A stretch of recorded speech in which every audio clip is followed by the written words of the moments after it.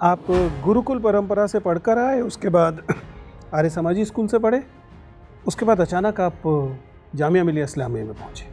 Politics में अगर बच्चों को डाल दिया बच्चे बिगड़ जाएंगे। बिहार में कुछ जगह पे पकड़ू भी जैसी चीज़ें भी होती हैं जहाँ पे हस्बैंड को कैप्चर कर लिया जाता है। खाली टाइम भी आपके पास होता होगा ना पढ़ाई के बाद, what do you do in that time? बाकी शहरों में क्यों नहीं रेप्लिकेट हो रहा है? कचरे की गाड़ियाँ तो सब जगह हैं, म्यूनिसिपैलिटीज़ तो सब जगह हैं। मैं गोविंद सर। आइए बैठिए अरुण। नमस्ते सर। कंफर्टेबल हैं? बातचीत शुरू करें। ठीक है अरुण, तो सबसे पहले तो मैं चाहता हूं कि आप बोर्ड को अपना परिचय दें। सर मेरा नाम अरुण मालविया है। मैं मध्य प्रदेश के आगर मालवा ज़िले का निवासी हूँ। मैंने अपनी प्रारंभिक शिक्षा आर्य परंपरा के गुरुकुल स्कूल से की है। उसके पश्चात देवी अहिल्याबाई विश्वविद्यालय से मैंने अपना ग्रेजुएशन बीए में कंप्लीट किया और जामिया मिलिया इस्लामिया से हिंदी साहित्य विषय में अपना पोस्ट ग्रेजुएशन 2023 में कंप्लीट किया। वर्तमान में मेरी उम्र 23 वर्ष है और यूपीएससी का मेरा यह दूसरा प्रयास है सर। यूपीएससी का क्या? दूसरा प्रयास। इंटरव्यू पहली बार दे रहे हैं? जी सर, पहला इंटरव्यू। अरुण, तो बातचीत शुरू करते हैं। आप गुरुकुल परंपरा से पढ़कर आए, उसके बाद आर्य समाजी स्कूल से पढ़े, उसके बाद अचानक आप जामिया मिलिया इस्लामिया में पहुंचे। मुझे तो सबसे पहले तो अपने अनुभव से इन दो परिवेशों का जो अंतर है, एक इस्लामिया और एक गुरुकुल परंपरा, इसे बताएं। जी सर। सर यदि अंतर के स्तर पर यदि देखा जाए तो सर आर्य समाज का जो स्कूल है वहाँ पे सर महीने के आखिरी दिन में यज्ञ की प्रक्रिया की जाती थी और हवन सामग्री ये सब करवाया जाता था। सर जामिया में भी सर सभी प्रकार के वैसे त्यौहार मनाए जाते हैं, परंतु यहाँ पे सर जो बच्चों की संख्या है आनुपातिक तौर पे यदि देखी जाए तो सर जो माइनॉरिटी के बच्चे हैं उनको ज़्यादा यहाँ पे प्राथमिकता दी गई है और उनको 50% आरक्षण भी यहाँ पे प्रदान किया गया है। सर दूसरा, जो मैंने अपनी स्कूलिंग की थी सर, तो वहाँ पे सर मुझे इतना स्कोप नहीं था जितना कि जामिया में आके स्कोप मिला, क्योंकि वहाँ पे मेरे ग्रामीण स्तर के ही बच्चे थे, परंतु जामिया में एक विस्तृत परिसर मिला, वहाँ पे अलग अलग संस्कृति के लोग मिले। तो सर यहाँ पे एक पैन इंडिया के रूप में मैंने लोगों को जानने का मुझे अवसर मिला सर। हिंदी साहित्य आपका ऑप्शनल विषय है जी और हिंदी साहित्य आपने मास्टर्स किया हुआ है, वो भी एक सेंट्रल यूनिवर्सिटी से, जहाँ का हिंदी विभाग पूरी देश में माना जाता है। तो आपसे थोड़ी सी गहरी चर्चा हो सकती है हिंदी साहित्य पर। मुझे बताइए कि हिंदी साहित्य में हमारे पास जब हम छायावाद की बात करते हैं तो महादेवी जैसी कवित्री दिखाई देती हैं, अन्य धाराओं में प्रगतिवाद में ऐसा क्या है कि स्त्री कवि जो हैं वो उस पैमाने पर नहीं दिखाई देती? सवाल समझ पाए? प्रगतिवाद का तो मतलब ही है वो प्रगतिशील होना चाहिए था, वो मार्क्सिस्ट विचारधारा से प्रभावित था, उसमें तमाम किस्म की प्रगतिशीलता प्रोग्रेसिवनेस थी, लेकिन उसके बावजूद वह इतना उसका परिवेश ऐसा क्यों रहा इस काव्यधारा का कि इसमें आमतौर पर पुरुष कवि दिखाई देते हैं? आप एग्री करते हैं कि नहीं ऐसा है? सर आप सही बोल रहे हैं। जनरली ये देखने को मिलता है कि प्रगतिवाद में सर पुरुष कवि ही ज़्यादा तौर पे देखने को मिलते हैं। सर मुझे लगता है कि सर उस समय का जो समाज और परिवेश रहा है सर। किस समय का? छायावाद के बाद ही आ रहा है प्रगतिवाद, तो वहाँ महादेवी हैं, उससे पहले आपके पास समुद्रा कुमारी चौहान है। जी सर। फिर अचानक क्या देश की स्त्रियों ने हिंदी पढ़ना लिखना बंद कर दिया था? ऐसा थोड़ी ना।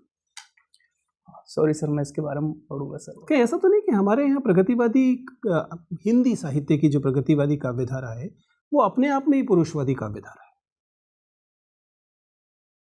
सॉरी सर, मुझे इसके बारे में जानकारी नहीं। छोड़ दें, सिलेबस में नहीं था? था सर सिलेबस में।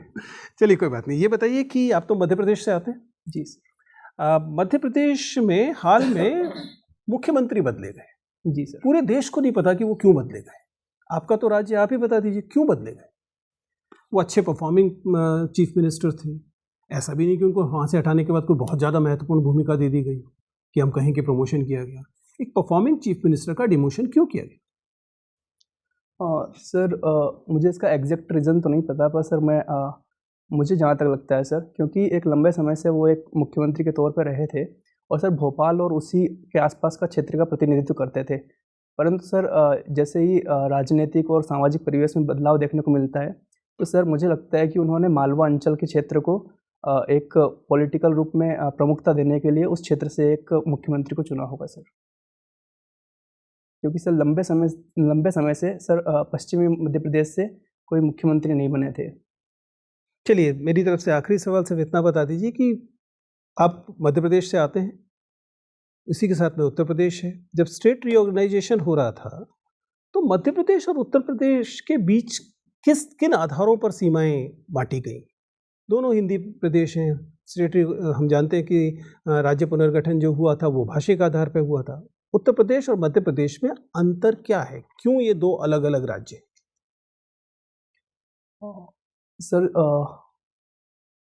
सर एक तो क्षेत्रफल बड़ा होगा सर, यदि दोनों को एक साथ मिला दिया जाएगा तो सर एक ये रीज़न हो सकता है। कोई ऐतिहासिक वजह दिखाई देती है कि उत्तर प्रदेश एक अलग राज्य है, मध्य प्रदेश एक अलग राज्य है, और ऐसी टेढ़ी मेढ़ी सीमाएं हैं कि इसे याद करने में आप लोगों के बचपन में आपको कष्ट होता होगा? सर संभवतः इसका एक कारण सर जो विंध्य प्रदेश है और सर जो भोपाल रियासत है, जो रियासतें थी सर उनका एक कारण रहा होगा कि उन्होंने अलग रहने का सोचा होगा सर। अलग रहने। आप हिंदी लिटरेचर के स्टूडेंट हैं, आपके इंटरेस्ट भी है। हमने किसी एक चीज़ पे चेयरमैन साहब को कहा कि जैसा आपने बोला ये तो अच्छी हिंदी नहीं है, जैसा आपने कहा विल बी बेटर। तो स्पोकन हिंदी ये कोई भी लैंग्वेज का स्पोकन की क्वालिटी अच्छा होना तो बहुत ज़रूरी है ना। लिटरेचर से तो ये एक्सपेक्टेड नहीं कि इस किस्म की बाज़ारी ज़बान में आपने जो बोला तो ये तो नहीं चलेगा ना। अच्छा कोई बात नहीं, ये तो मेरी एक ऑब्जर्वेशन। दूसरी ये बताएं कि जब आपने जामिया में एडमिशन लिया तो उस वक्त आपके फ्रैंकली उस वक्त आपको क्या इम्प्रेशन था कि किसी आप मदरसे में जा रहे हैं, किसी माइनॉरिटी के ऐसी जगह जा रहे हैं, पता नहीं क्या माहौल होगा, कैसा होगा? कुछ इस किस्म के फियर्स थे कि नहीं थे? सर शुरुआती स्तर पे यदि देखा जाए तो सर मैंने इसके संदर्भ में ये सोचा था कि मुझे नहीं पता कि किस तरीके की यूनिवर्सिटी रही होगी वो, पर सर मैंने अपने दोस्तों से उसके बारे में जानने की कोशिश की थी और मैंने सर यूट्यूब पे भी कुछ वीडियो देखे थे उनके बारे में। फिर मुझे वहाँ से एक सकारात्मक संदेश मिला और सर मैं जब वहाँ पे इंटर हुआ, मैंने वहाँ पे एडमिशन लिया तो सर मुझे वास्तव में वहाँ पे एक अच्छी छवि देखने को मिली सर। वहाँ पे सारे त्यौहार सर सेलिब्रेट किए जाते हैं और सर सभी लोग एक दूसरे को अच्छे से बताते हैं। सर धर्म के अलावा वहाँ पे सर अलग अलग क्षेत्र के लोग भी आते हैं, उनसे भी बहुत कुछ सीखने को मिलता है। तो जो आपका अनुभव हुआ उस अनुभव को आप बाहर लोगों से शेयर करते हैं? क्योंकि जो इम्प्रेशन आपका था, जो फियर अप्रीहेंशन आपको रही होगी वो तो बहुतों को है। वो पता नहीं अलीगढ़ में जामिया में क्या सिखाते हैं, क्या पढ़ाते हैं, टेररिस्ट बनाते हैं, ये बनाते हैं, इस किस्म की फीलिंग होती है ना। लेकिन आपने तो देखा वहाँ पे तो माइनॉरिटीज़ भी 50% है, इन बहुत सारे डिपार्टमेंट तो 60% तक है ना। तो इसलिए ये जो एक गलत इम्प्रेशन है ये ठीक होता। आप जो प्रेसिडेंट स्कूल बाल सभा बने थे, कौन सी क्लास में थे? सर मैं कक्षा 11वीं में था। 11वीं में थे, तो दैट मीन सीनियर। तो ये जो ट्रेड ये जो स्कूल के स्टूडेंट यूनियन है, इस बुक के बारे में आपको क्या ख्याल है कि ये इनकरेज करने चाहिए? क्योंकि बहुत से लोग हैं, बहुत सी यूनिवर्सिटीज़ हैं जहाँ पे ये अलाउड नहीं है कि पॉलिटिक्स में अगर बच्चों को डाल दिया बच्चे बिगड़ जाएंगे। और कुछ लोगों की फीलिंग है कि उनको लीडरशिप की फ्यूचर की ट्रेनिंग यहीं पे मिलती है। आपकी क्या राय है दोनों में से? सर स्कूली स्तर पे या फिर यूनिवर्सिटी के स्तर पे सर? दोनों। सर मुझे लगता है कि इसमें शामिल होना चाहिए सर। यदि सर स्कूल के स्तर पे देखा जाए तो वहाँ जो यूनियन होता है सर, वो स्कूल में जो मुद्दे होते हैं, चाहे वो मैथ्स के मुद्दे हो या फिर सैनिटेशन के मुद्दे हो या फिर क्लास से संबंधित मुद्दे हो, तो यदि कोई ग्रुप होता है तो सर वो अपनी बात को रख पाता अच्छे से। और सर मुझे विश्वविद्यालय के स्तर पे भी ये लगता है कि वहाँ भी इस तरीके की चीज़ें होनी ज़रूरी है। तो जब आप बाल सभा के प्रेसिडेंट थे, आपके उस 11वीं क्लास में मार्क्स कितने आए थे? यानी आपके परफॉर्मेंस पे बुरा असर पड़ा था कि नहीं पड़ा था? सर मुझे जहाँ तक लगता है कि मेरा परफॉर्मेंस अच्छा हुआ था सर। अच्छा ही हुआ था, क्योंकि सर मैंने वहाँ पे बोलने की एक कला सीखी थी और सर सभी स्टूडेंट को एक साथ इंगेज करना और सर कंपटीशन करवाना, जैसे निबंध प्रतियोगिता है तो ये करवाई गई थी सर। तो सबके बीच में कोऑर्डिनेशन अच्छे तरीके से नहीं, वो बहुत अच्छा किया होगा आपने, लीडरशिप जरूर दिखाई होगी। मैं तो इसे भी जानना चाहता हूँ कि इस किस्म की एक्टिविटीज़ में हिस्सा लेना पढ़ाई लिखाई में उसका एडवर्स असर होता है कि नहीं होता, कि नंबर कम पहुंच जाते हैं, क्योंकि या आप लीडरशिप कर लीजिए या पढ़ाई कर लीजिए। सर मेरा व्यक्तिगत तो अनुभव अच्छा रहा है, क्योंकि अच्छा। मेरे अच्छे मार्क्स आए थे 11th मार्क्स क्लास अच्छे, में। बस ये मैं जाना, अच्छे मार्क्स थे तो बहुत अच्छी बात है। Thank you sir. Hello Arun, मैं आपसे ये जानना चाह रहा हूँ कि इंडिया को कई बार चाइल्ड मैरिज का कैपिटल भी कहा जाता है, ब्राइड कैपिटल ऑफ इंडिया भी कहा जाता है, कि जहाँ कम उम्र के बच्चों की उनका विवाह बहुत ज़्यादा संख्या में होती है अगर देखा जाए तो। हालांकि हमारे पास प्रावधान है, हमारे पास इससे जुड़े हुए लॉज हैं, मौजूद हैं, फिर भी ऐसा क्यों होता है? क्या कारण है कि ऐसा होता है, और क्यों इस पर कानूनी कार्रवाई नहीं हो पाती है? इसके बारे में आपका क्या ओपिनियन है? हाँ जी सर। सर इसका एक कारण मैं ये देखता हूँ कि सर कुछ कम्युनिटी ऐसी होती है समाज में जिनमें सर एक प्रथा के रूप में बन गया है। जैसे सर मध्य प्रदेश में भी कुछ कम्युनिटियाँ हैं जहाँ पे ये एक प्रथा के रूप में चलाया जाता है, तो वो एक तरीके से इसको सामाजिक संस्कार के रूप में देखते हैं।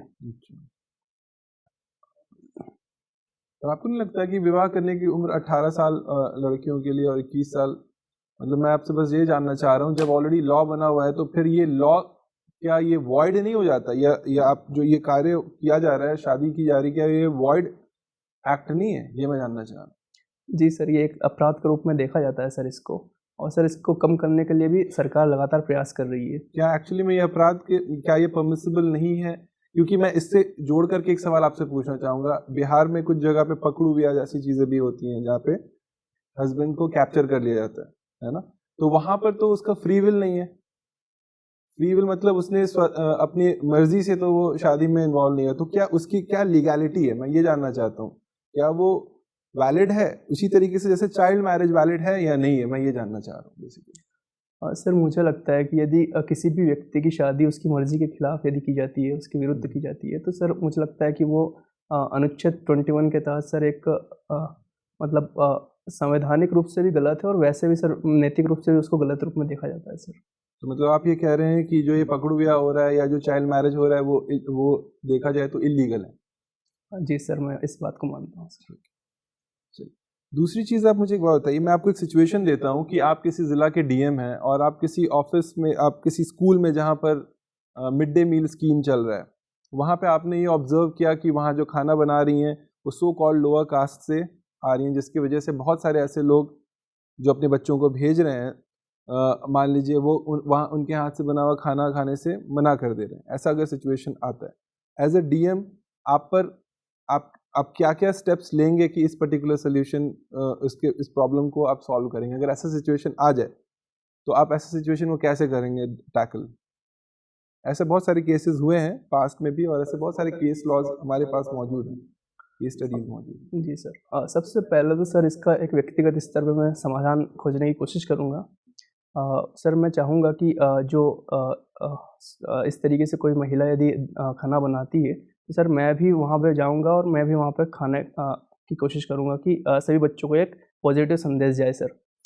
सर दूसरा मैं ये करूँगा कि वहाँ पे पेरेंट्स की एक मीटिंग ऑर्गेनाइज़ की जाएगी, जिसमें सर ये बताया जाएगा कि इस तरीके जो सरकार कार्यवाही कर रही है या फिर सरकार जो योजनाएं चला रही है, वो बच्चों को एक तरीके से पोषण प्रदान करती है। तो सर पेरेंट्स को मना के सर बच्चों को मनाया जा सकता है। मेरा बस एक लास्ट प्रश्न ये है कि पब्लिक ऑर्डर और लॉ एंड ऑर्डर में क्या फर्क है? Sorry sir. आपकी हॉबी है अरुण सूर्य नमस्कार। आपने स्पेसिफिकली सूर्य नमस्कार ही क्यों चूज किया? इतने सारे योगा के और पोजीशंस हैं। जी सर। हाँ सर, उसका व्यक्तिगत कारण है सर मेरा, क्योंकि सर मैं अपनी पढ़ाई में लंबे समय तक बैठ रहा था, तो उसके कारण सर मेरे बैक में पेन हो रहा था। तो सर सूर्य नमस्कार में अलग अलग पोजीशन से आसन होते हैं, तो सर मेरी एक बैक पेन की समस्या का उससे समाधान मुझे देखने को मिला। सर दूसरा, ये एक आसान प्रक्रिया भी है सर, ये इसके 12 स्टेप्स होते हैं सर, और इसको सरलतम रूप से किया जा सकता है कभी भी, और किसी भी स्थिति में किया जा सकता है, इसलिए सर मैंने इसको। ये पहली इसकी मेंशन कहाँ पे है, किस किताब में इसका पहला मेंशन? जी सर। सर जो पतंजलि ने अपनी योग शास्त्र जो पुस्तक लिखी है सर, उसमें आसन के रूप में इसका वर्णन मिलता है। और योगा डे कब सेलिब्रेट करते हैं? सर 12 जनवरी के दिन। सर योगा डे 21 जून के दिन। और वो क्यों करते हैं उस दिन पे? जी सर, उसका सर एक कारण ये हो सकता है क्योंकि अ, सर एक तो सूर्य की जो सॉरी सर मुझे इसका तो एक लाइक खाली टाइम भी आपके पास होता होगा ना पढ़ाई के बाद, what do you do in that time? और सर मैं उस समय संगीत सुनता हूँ और सर कबीर के भजन सुन लेता हूँ, तो सर वो करता हूँ। आप हॉबी में वही लिख देते? जी सर। चलिए। अरुण, आप एमपी से हैं, आपने स्वच्छ भारत मिशन के बारे में तो सुना ही होगा। उसमें इंदौर हमेशा अव्वल रहता है, तो ऐसे क्या कारण है इंदौर अव्वल रहता है और बाकी शहर जो है उसमें नहीं आ पा रहे हैं? जी सर। सर इसका एक प्रमुख कारण सर मुझे लगता है वो सेग्रीगेशन के स्तर पे देखने को मिलता है। सर इंदौर में अपने शुरुआती चरण में 2 डस्टबिन रखे गए थे, एक गीला और एक सूखा कचरे के लिए। परंतु अभी जैसे-जैसे स्थिति अच्छी होने लगी है, इंदौर ने सेग्रीगेशन के लेवल पे और ज़्यादा बड़े लेवल पे काम किया है। 6 डस्टबिन अभी वर्तमान में इंदौर में अब सेग्रीगेशन के स्तर पे लगाए जाते हैं। सर दूसरा मुझे लगता है कि सर जो डोर टू डोर कलेक्शन और जो सर वहाँ पे कचरा इकट्ठा करने की जो गाड़ियाँ हैं, वो सर प्रॉपर्ली कार्य करती है। लोगों में एक तरीके से सर एक संस्कार के रूप में बन चुका है। जैसे कि जो कचरे की गाड़ी आती है वो एक संगीत बड़ा मधुर संगीत गाती है कि स्वच्छता ही आदत है और स्वच्छता ही त्योहार। तो बाकी शहरों में क्यों नहीं रेप्लिकेट हो रहा है? कचरे की गाड़ियाँ तो सब जगह हैं, म्यूनिसिपैलिटीज़ तो सब जगह हैं। सर मैंने इसके बारे में जानने की कोशिश की थी, तो सर मुझे सेग्रीगेशन के स्तर पे ही जो जन भागीदारी है सर, लोगों की जो उसमें रुचि है और प्रशासन का जो कार्य है, वो बेहतर तरीके से वहाँ देखने को मिलता है। इसी कारण सर वहाँ पे स्वच्छता अच्छी देखने को मिलती है। आप ये माँ तुझे प्रणाम योजना से भी जुड़े रहे हैं, ये जिसमें आपको अवार्ड्स मिले, ये क्या था? जी सर। सर ये एक इसके बारे में थोड़ा बताइए। जी सर, मध्य प्रदेश सरकार के द्वारा सर खेल और युवा विभाग के द्वारा ये योजना संचालित की जाती है, जिसके तहत सर बच्चों को भारत के जो समीपवर्ती राज्य देश है सर, उनकी सीमाओं पर भ्रमण करवाया जाता है। सर मेरा जो इसमें चयन किया गया था वो जैसलमेर पे भारत पाकिस्तान बॉर्डर पे हुआ था।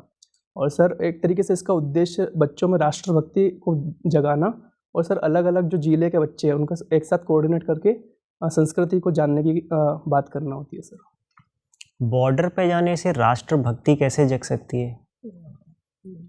सर उस योजना के उद्देश्य के तहत उसमें बताया नहीं, मैं गया आपका व्यू पॉइंट जानना चाह रहा हूँ। जैसे आप वहाँ गए भी तो आपके साथी लोग भी गए होंगे, तो कैसे राष्ट्रभक्ति जागी बॉर्डर पे जाने से? मतलब आपको क्या डिफरेंस फील हुआ वहाँ जाके, और उसके बाद जब आप आए तो आपने क्या बदलाव देखे? ऐसा कुछ हुआ या बस ये योजना का एक ऑब्जेक्टिव था जो आपने बोल दिया?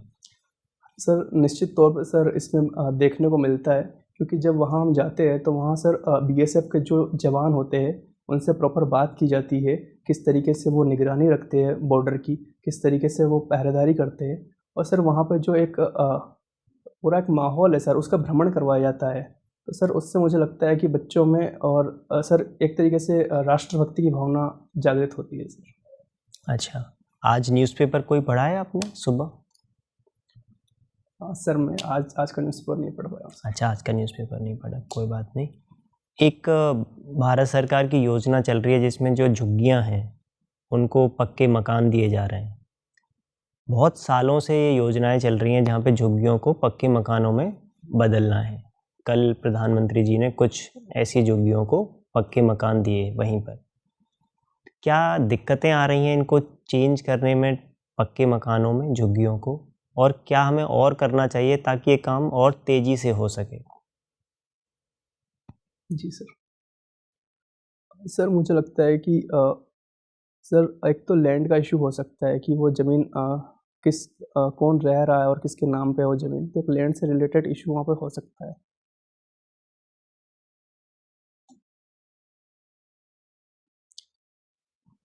सॉरी सर मैं कोई बात नहीं। मेरा लास्ट क्वेश्चन, आपने कहा कि सूर्य नमस्कार मैं इसलिए चूज़ किया क्योंकि मैं कहीं भी कर सकता हूँ, कभी भी कर सकता हूँ, तो क्या सूर्य का होना ज़रूरी है सूर्य नमस्कार के लिए? सर सामान्य तौर पे यदि देखा जाए तो सूर्य नमस्कार की प्रक्रिया सर सूर्य की उपस्थिति में ही की जाती है, क्योंकि जो सूर्य से किरणें आती है उनका प्रभाव भी शरीर पे जो पड़ता है वो भी उसमें एक लाभदायक देखा जाता है। तो सर सामान्य तौर पे उसे सूर्य की उपस्थिति में ही किया जाता है। क्या इसका अंतर पड़ेगा कि सुबह कर रहे हैं, दोपहर में कर रहे हैं या शाम को कर रहे हैं? सर ऐसा माना जाता है कि जो सुबह सूर्य का जो उदय होता है उसकी जो किरणें होती है वो हमारे शरीर के लिए ज़्यादा लाभदायक है। ऐसा क्यों है? Sorry sir. कोई बात। अरुण, आपको जाने दें उससे पहले बस इतना बताइए, हाल में पूर्व प्रधानमंत्री मनमोहन सिंह जी की मृत्यु हुई। मुझे बताइए कि ऐसा कौन सा करेंसी नोट होगा, किस सीरीज का, जिसमें मनमोहन सिंह के हस्ताक्षर हो?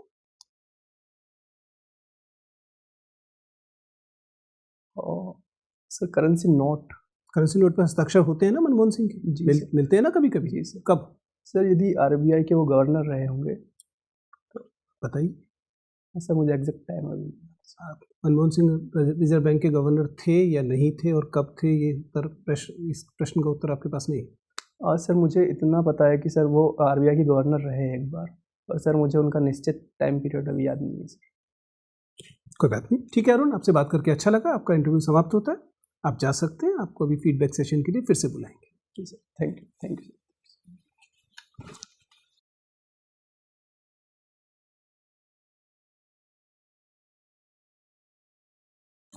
बैठिए अरुण।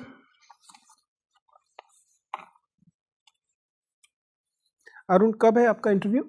12 फरवरी को है सर। 12 फरवरी, अभी तो आपके पास समय है। और आपने मॉक दे दिए या अभी शुरू कर रहे हैं? पहला मॉक है। क्या लगता है आपको, आपकी परफॉर्मेंस कैसी थी? किन क्षेत्रों में अभी आपको और प्रयास करना है, और कहाँ आपको लगता है कि सर ये तो मैंने ठीक हैंडल किया है? सर मुझे लगता है कि सभी बिंदुओं पे काम करना है, और सर मतलब प्रॉपर में जवाब नहीं दे पाया सही तरीके से आज के इंटरव्यू में।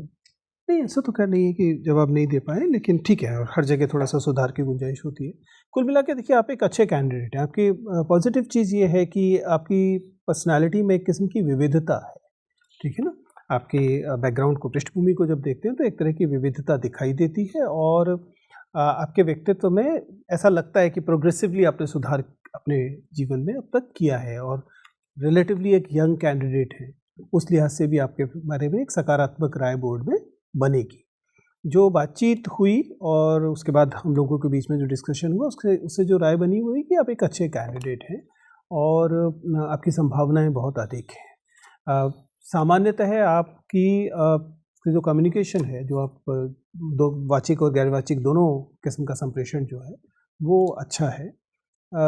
बैठने का तरीका ठीक है। कुल मिला के आप का जो पोस्चर है वो ठीक है, वॉइस लेवल भी सामान्यतः अच्छा है, आई कांटेक्ट ठीक रहता है, फ्लो भी ठीक है। जहाँ सुधार की गुंजाइश है उनमें 2-3 चीज़ें मुझे दिखाई दे रही हैं।